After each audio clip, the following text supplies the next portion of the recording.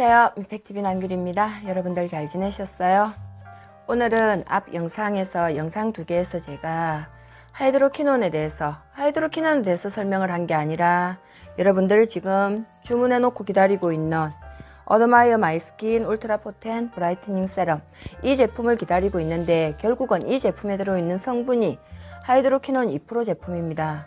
그러면 하이드로퀴논이 뭔지, 하이드로퀴논 제품이 어떤 작용을 해서 이렇게 피부가 한번 박피가 되고 기미 주근깨 잡티가 떨어져 나가서 피부의 미백을 도와주는지 하이드로퀴논에 대해서 설명을 해드리겠습니다. 하이드로퀴논 같은 경우에는 우리가 사용한 지 이미 피부에 사용한 지 50년이 넘었습니다. 제 댓글에도 보니까 하이드로퀴논을 잘못 이용하면 암을 유발할 수도 있다, 그 얘기가 몇 개 적혀가 있던데, 그거는 우리 인간이 50년을, 우리 몸에 50년을 사용했는데 불과 그 건수로는 22건밖에 안 됩니다. 그 22건도 저쪽 아프리카에서 낙후된 아프리카 지역에서 제대로 만들어지지 않은 하이드로퀴논을 사용해서 그게 있었던 거지, 일반 우리가 지금 사용하고 있는 미국에서 나온 이런 제품, 아니면 선진국에서 만들어지는, 우리나라에서 만들어지는 하이드로퀴논이 우리 인체에 암을 생성했다는 논문은 어디에도 지금 없습니다. 그러면 그 논문 같은 경우에는 이제 어디에도 없는데, 그러면은 우리가 보통 하이드로퀴논을 갖고 실험을 하는 건 동물을 갖고 찌를 갖고 하죠. 결국은 찌의 간과 사람의 간은 다르다는 걸 얘기하는 거거든요. 그러니까 우리가 국소 부위에 얘를 정말로 과하게 얼굴에 세수를 하는 것도 아니고, 이걸 갖다가 치덕치덕 말라서 햇볕에 나가고 서 있는 것도 아니고, 결론은 그렇게 사용하지 않는 이상 국소 부위에 면봉으로 콕콕 찍었으면 발랐을 때 하이드로퀴논이 암을 유발하지는 않는다는 거. 오히려 이 하이드로퀴논 2%가 아닌 4%에서 6%짜리를 만지는 곳에 계신 분들이 오히려 암에 걸릴 확률은 더 낮다고 합니다. 그렇게 본다면은 이 제품을 사용하는데 쓸데없는 댓글로 달려있는 그런 것들 때문에 제품을 사놓고 마음 졸이는 일은 없었으면 좋겠습니다. 그러면 오늘 간단하게 하이드로퀴논이 우리 몸에, 우리 얼굴에 미치는 영향을 설명을 잠깐 해드리고 갈게요. 히드로퀴논이라고도 합니다. 피부 미백제로서 기미, 주근깨 등의 피부에 과다한 색소 침착을 억제하는 약물입니다. 피부 표피층에서 멜라닌 색소의 생성을 감소시킴으로써 피부에 과다하게 침착된 색소를 탈색시킨다. 그러니까 얘를 발라줌으로써 바르면은 처음에는 피부가 좀 더 어둡게 보이거든요. 이 애를 발랐는데 피부가 어둡게 보인다는 건 이미 그 피부는 거의 죽은 세포라고 할 수 죽은 표피라고 할 수 있습니다. 그게 떨어져 나가고 나면은 피부가 하얗게 되는 거거든요. 피부 미백이라 하면 얼굴을 하얗게 만들어 준다기보다는 피부에 어디 부분이 색소 침착이 되어 있어서 얼룩덜룩한 부분을 없애주는 게 피부 미백이라고, 엄연하게 따지면 아마도 피부 미백은 그 부분을 얘기할 겁니다. 피부에 과다하게 침착된 색소를 탈색시켜준다. 그러나 햇빛에 다시 노출되면 색소가 침착될 수 있으므로 함부로 햇빛에 노출시키지 않도록 하는 게 최선의 방법입니다. 근데 우리 이것뿐만이 아니라 레이저를 해도 어느 정도 시간이 지나고 나면 다시 돌아오거든요. 우리가 그만큼 늙었고, 오늘보다는 내일이 더 늙었고 어제보다는 오늘이 더 늙은 거잖아요. 그러니까 6개월이 지나고 10개월이 지나갖고 다시 돌아오는 거 걱정하시지 말고, 지금 이 제품을 발라서 내 피부가 깨끗해진다면 거기에 충분히 만족을 느끼면서 최대한 다시 돌아가지 않도록 이거를 바르고 피부가 깨끗해졌으면 유지하는 데 제일 중요한 건 햇볕 덜 보고 자외선을 덜 쬐고 충분한 수면, 충분한 수분을 섭취하고, 그 다음에 여러분들이 가지고 있는 비타민C를 충분히 섭취를 해주면 기미나 주근깨가 얼굴에 앉는데 조금은 더 더디게 할 수 있다고 하니까 비타민C 많이 섭취해 주시고요. 피부 색소 침착증에 도움이 되는데, 피부 색소 침착증에는 멜라닌 색소는 우리 몸을 자외선으로부터 보호하기 위해 피부 내에서 만들어지는 물질이다. 적절한 양이 존재할 때는 건강한 피부가 유지되지만 과다하게 생성된 후 배설이 원활하게 이루어지지 않으면 피부에 색소가 침착된다. 피부 색소 침착증은 기미, 주근깨, 노인성, 검버섯, 갈색 반점, 릴 흑색증 등으로 매우 다양하나 우리가 쉽게 구분할 수는 없다. 가장 흔하게 발생되는 기미는 안면, 특히 눈밑이나 이마에 갈색 색소가 불규칙한 형태로 침착되는 것을 말하며 주로 풋빛증이라 불린다. 피부 색소 침착증에 주던 원인은 자외선으로 햇빛을 받으면 멜라닌 색소를 만드는 세포인 멜라닌 세포가 활발하게 멜라닌 색소를 만들기 때문에 나타나는 것으로 알려져 있다. 그 외에도 임신, 경구 피임약 등 스트레스에 의해서도 나타날 수도 있고, 예전에는 자외선이나 노화 때문에 온다고 했는데 요즘에는 스트레스도 크게 한몫을 한다고 하니까 될 수 있으면 스트레스를 안 받을 수 있도록 노력을 해주시면 좋고요. 수분 섭취 많이 해주시는 게 굉장히 도움이 됩니다. 양리작용으로는 하이드로퀴논은 피부 미백제로서 기비, 주근깨 등 피부에 가다한 색소 침착을 억제하는 기능을 가진 제품입니다. 피부 표피층에서 멜라닌 세포가 색소를 생성시키는데 이로써 멜라닌 색소의 생성이 감소되고 과다하게 색소가 침착된 피부가 탈색되게 된다.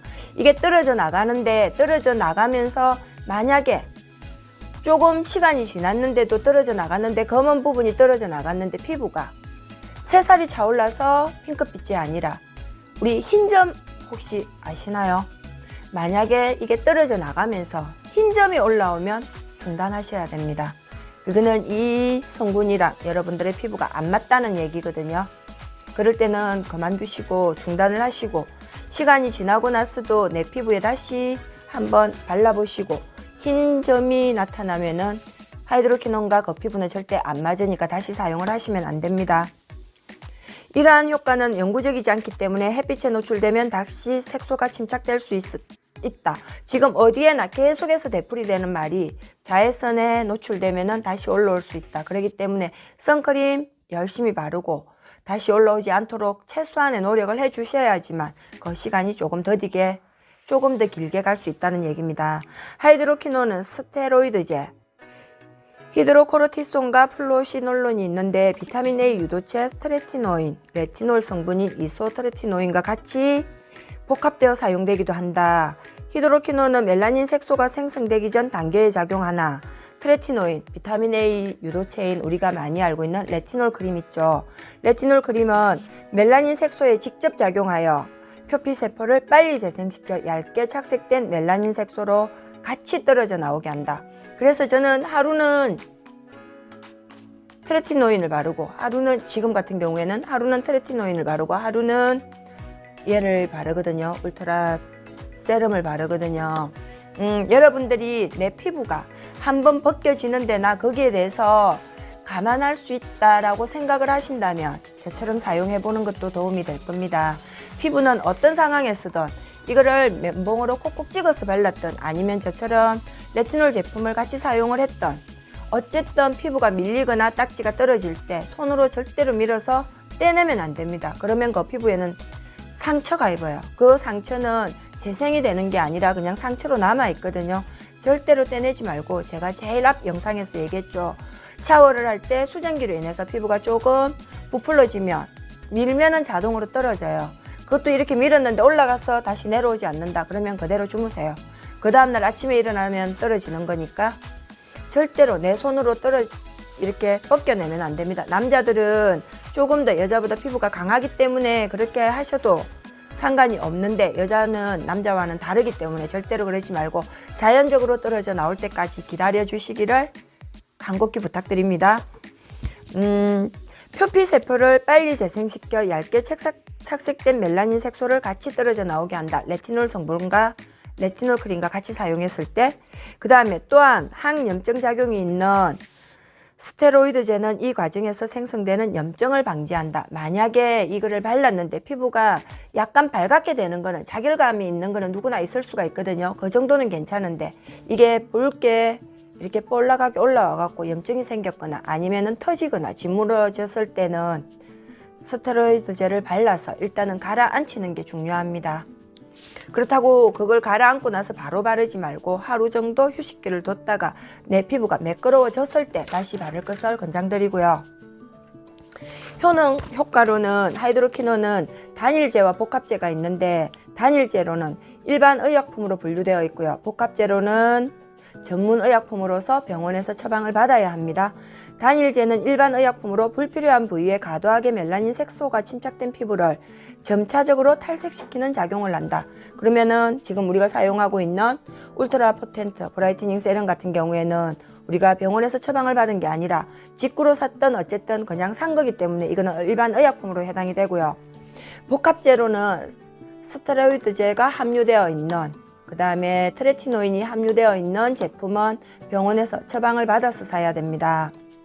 전문의약품으로서 단일제는 하이드로퀴논, 간반, 기미, 주근깨, 노인성, 검은 반점, 기타 불필요한 부위에 과도한 멜라닌 색소가 침착되어 있는 거, 우리나라에서는 도미노 크림이 있습니다.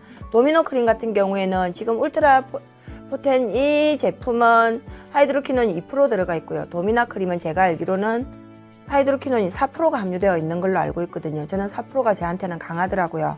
그 다음에 복합제로는 하이드로퀴논이 함유되어 있는 트레티노인이 같이 함유되어 있는 갈색 반점, 기미, 주근깨, 염증 후의 피부 갈색 반점, 이거는 병원에서 처방을 받아야 하는 멜라논 크림이 있습니다. 그 다음에 히드로퀴논과 플로시놀론, 트레티노인이 함유되어 있는 트리루마 제품은 이거는 중증 환자에게 해당되는, 피부가 중증의 안면 이 톤이 투톤으로 되어 있어서 단기 치료를 목적으로 할 때 사용할 수 있는 거라고 합니다. 용법은 단일제는 1일, 하이드로퀴논이 2% 함유되어 있는 이거나 도미나 크림 같은 경우에는 아침과 취침 전에 발라주시면 2번 사용 가능하고요. 복합제로는 하루에 한 번만 착색된 부위에만 얇게 펴 바를 수 있습니다. 하이드로퀴논은 사용 중 또는 사용 후에 탈색된 피부를 보호하고 착색 재발을 방지하기 위해 적용 부위가 햇빛에 노출되지 않도록 특히 주의하며 자외선 차단제를 사용하거나 햇빛으로부터 보호하는 의복을 착용해 주어야 합니다. 히드로퀴논은 조직의 갈변증을 유발할 수 있으며 이러한 경우 즉시 치료를 중단해야 합니다. 하이드로퀴논 고용량을 경구로 투여한 동물 실험에서 돌연변이를 일으키는 성질 및 바람이 관찰되었으므로 치료 효과에 따라 투여 기간을 적절히 조절하고 장기간 사용하지 않는다라고 했는데, 아까 제가 앞에서 서두에서 말씀드렸죠. 이거는 쥐를 실험했을 때 쥐의 간과 사람의 간은 다르다고, 이게 논문에서 아직까지 발표된 부분은 없기 때문에 조금씩 사용하는 국소 부위에 사용하는 거는 그런 걱정을 안 하고 사용하셔도 됩니다. 금기로는 12세 이하의 어린이, 그 다음에 임신 중이거나 임신을 계획하고 있는 분들은 사용을 금하고요. 수요부한테는 직접적인 그런 거는 없지만 제가 봤을 때는 아기한테 영향이 갈 수도 있기 때문에 수요부도 끊고 나면은 사용을 해주셨으면 좋겠고요. 주의사항으로서는 하이드로퀴논, 수요부는 신중을 기해야 하고 처음 사용하기 전 소량을 피부에 바르고 관찰하여 피부의 과민 반응을 시험해보고 꼭 사용하기를 권장하고요. 경미한 발작, 빨갛게 부어오르는 경우에는 괜찮은데 심한 가려움, 그 다음에 수포, 과다한 염증이 나타날 경우에는 사용하지 않는다. 2개월 정도 사용 후에도 정상 개선이 나타나지 않으면 사용을 중지했다가 조금 한 달 정도의 텀을 뒀다가 사용을 하시고요. 하이드로퀴논은 외용으로만 사용하며 피부가 착색되지 않은 곳, 눈 및 점막에 닿지 않도록 주의한다. 이거는 어떤 제품이든지 눈이 점막에 가까우면 눈 안으로 들어갈 수가 있기 때문에 조심을 하셔야 되는 건 당연하고요. 그 다음에 흡수되는 정도가 명확하지 않기 때문에 넓은 부위에 적용하지 않도록 한다. 저처럼 여러분들이 정말로 너무 많이 물어봤어요. 이렇게 제가 소량을 손에 묻혀서 아주 얇게 펴서 얼굴에다 다 발랐거든요. 그러니까 이게 울긋불긋 그냥 그 피부가 바로 타버려요. 첫날은 그걸 바르고 잔날은 괜찮았어요. 근데 그날 아침에 일어나니까 이미 피부는 2도에서 3도 하상이 될 만큼 완전 만지니까 뜨끈뜨끈하게 있던데, 뭐 그래도 딱히 겁을 먹지는 않았습니다. 왜냐하면 그 전에 발라봤기 때문에. 이게 수포가 올라왔거나 이게 올라와서 터졌으면 문제가 되었을 텐데 시간이 가기를 조금 기다렸죠. 그러고는 그동안 아무것도 안 바르고 기다리니까 거의 지금 가라앉아 가고 있거든요. 아직까지 조금은 남아 있습니다. 검은 피부 반점이 탈색되면 곧 사용 빈도를 줄인다. 저처럼 이게 여기에 앉았는데 이게 딱지가 떨어지고 나면 그 부위에는 다시 바르지 마세요. 그 부위에는 빼놓고 내가 가지고 있는 또 다른 부위가 여기에 이만큼 있는데 이 주위가 갈색이 됐다고 해서 이 부분을 바르고 이 부분을 펴 바른다고 해서 이 부분이 딱지처럼 똑 떨어지지는 않아요. 오히려 그 부분은 잘못 바르면은 그냥 갈색으로 남아있고 이 콕 찍어 이 바른 부위만 깨끗하게 떨어지고, 그러고 나면 여기에 까만 부분이 있을 수도 있으니까 절대 그렇게 사용하지 마세요. 면봉으로 콕 찍어서 도터, 진짜 점만, 내가 없애고 싶은 부위만 발라주시기를. 하이드로퀴논이 암을 유발한다. 제가 아니라고 아까 말씀드렸죠. 2006년 미국 FDA는 쥐에게 다량의 하이드로퀴논을 복용하거나 주사한 쥐에게 특정 암의 비율이 증가한다는 몇 가지 연구 때문에 하이드로퀴논에 대한 우려를 제기하였다. 하지만 수많은 하이드로퀴논 관련 의학 연구 중에서 하이드로퀴논 국소 제제 사용으로 인간의 암 발병에 관한 보고서는 존재하지 않습니다. 그러니까 걱정하지 말고 발라주시고요. 하이드로퀴논과 갈색정. 하이드로퀴논의 사용으로 외인성 갈색정이 발병할 수 있다고 알려져 있습니다. 외인성 갈색정은 티로신이나 페닐알라신의 축적에 의한 피부의 거무스름한 과다 색소 침착을 말합니다. 하지만 하이드로퀴논이 사용된 지난 50년 동안 단 22건의 사례가 발생할 만큼 희귀 부작용입니다. 그것도 흥미롭게도 이 사례의 95%가 아프리카에서 발생하였습니다. 이는 남아프리카에서 개발된 위험한 불순 성분이 섞인 하이드로퀴논을 사용한 결과로 보일 수 있다고 발표를 했기 때문에 전혀 걱정 없이 국소 부위만 사용해 주시기를. 그래서 제가 똑같은 얘기를 지금 2번, 3번을 하고 있거든요. 그 부분에 대해서 굉장히 많이 여쭤보셨습니다. 휴식기에는 아젤라익산이나 알부틴, 아르코보르산 같은 미백 성분을 사용하면 기미가 재발하는 것을 늦출 수 있습니다. 아까 얘기했죠. 비타민C 많이 복용해 주시고 레몬이나 이런 이용한 팩을 해주시면 훨씬 더 도움이 되고요. 하이드로퀴논은 공기열 빛에 노출되면 산화하기 때문에 반드시 불투명 용기에 담긴 제품을 선택하고 서늘한 곳에 보관하여 사용하는 것이 좋습니다. 방이 따뜻하다면 냉장 보관을 해주시고요. 오늘 댓글에 누가 여쭤봤는데 시원한데 봄, 한여름 아니고는 일반 실온에 보관을 하셔도 되는데 이 제품을 오래 사용하고 내가 열었다 닫았다를 많이 한다면 냉장고에 넣어놓고 시원하게 사용을 해주시면 제일 좋다고 합니다. 하이드로퀴논은 사용 후 자외선에 노출되면 오히려 멜라닌 생성이 촉진될 수 있기 때문에 차단지수 30 이상의 선크림을 꼭 발라주셔야 됩니다. 30보다는 높은 35나 45를 권장합니다. 국내에서 하이드로퀴논 4% 이하 단일 제품은 일반 의약품으로 도미나 크림이 있고요. 4%에서 5% 복합제로는 멜라논 크림이 있습니다. 하이드로퀴논을 사용을 하는데 이 제품이 나랑 안 맞으면 한 단계 더 높은 걸 사용해 보시고요. 아니면은 더 높은 걸 사용했는데 나 예전에 사용해갖고 진짜 막말로 피봤다 하시는 분들은 이 제품을 사용하시면 도움이 될 것 같습니다. 이 제품도 저 제품도 사용해 보시지 않았다면 이 제품을 사용해 보기를 권합니다. 하이드로퀴논은 레티노이드, 스테로이드 등과 조합한 복합제를 사용할 때 더 효과적이라는 연구가 존재합니다. 이 부분은 제가 아까도 말씀드렸지만 3개월이 지난 후에 내 얼굴이 어느 정도 하이드로퀴논에 익숙해져 있을 때 사용을 권장합니다. 하이드로퀴논에 대해서 이번 시간에는 알아보았습니다. 여러분들이 갖고 있는 의문이나 아니면은 묻고 싶은 부분들이 어느 정도 해소가 되었으리라고 보고요. 그래도 내가 궁금한 점이 있다면 댓글 달아놓으면 제가 답글을 드리겠습니다. 아무쪼록 정말로 어느 날 찾아온 이 제품이 여러분들에게 희망의 빛이 되었다고 생각을 하거든요. 이 제품 발라서 얼굴이 깨끗해지면 그 깨끗함을 유지하기 위해서 천연팩 열심히 하시면 아마도 빛이 2배, 3배로 더 날 수 있으리라고 봅니다. 오늘 하루도 건강하고 행복하시고요.